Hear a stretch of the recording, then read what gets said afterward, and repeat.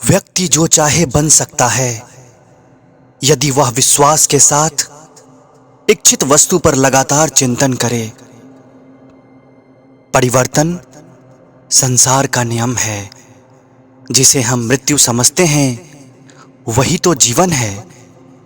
एक क्षण में हम करोड़ों के स्वामी बन जाते हैं, दूसरे ही क्षण दरिद्र बन जाते हैं। मेरा तेरा, छोटा बड़ा, अपना पराया मन से मिटा दो, फिर सब तुम्हारा है, तुम सबके हो।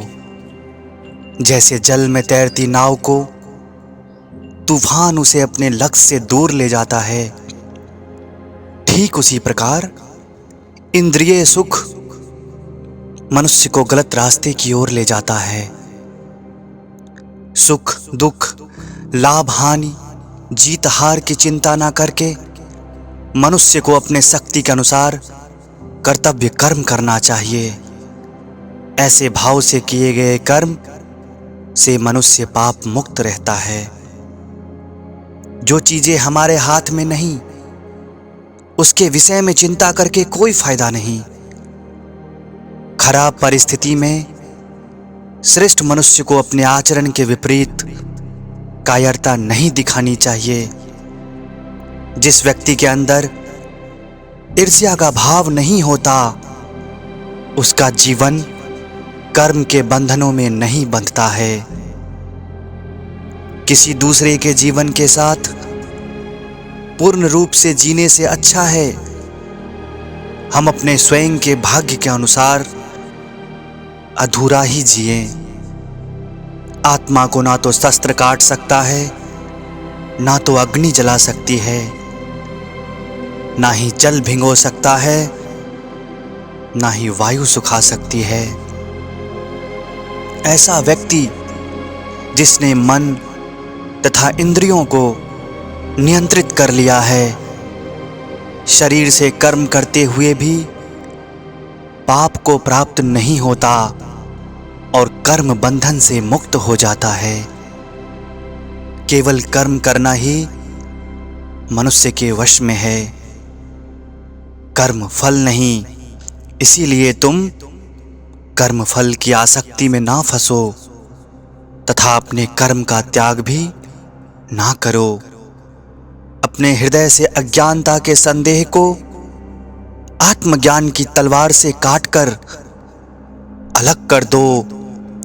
शांति से सभी दुखों का अंत हो जाता है और शांत चित्त मनुष्य की बुद्धि शीघ्र स्थिर होकर परमात्मा से युक्त हो जाती है।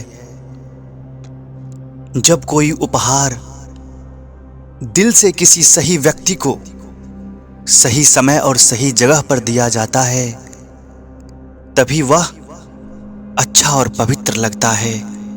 लेकिन उपहार देने वाला व्यक्ति का दिल उस उपहार के बदले कुछ पाने की उम्मीद न रखता हो। मनुष्य स्वयं का निर्माण स्वयं के विश्वास से ही करता है। जैसा वो विश्वास करता है वैसा बन जाता है। किसी और का काम पूर्णता से करने से अच्छा है कि आप अपना काम करें, भले ही उसे अपूर्णता से क्यों ना करना पड़े। विषयों की चिंता करने से विषयों का मोह हो जाता है।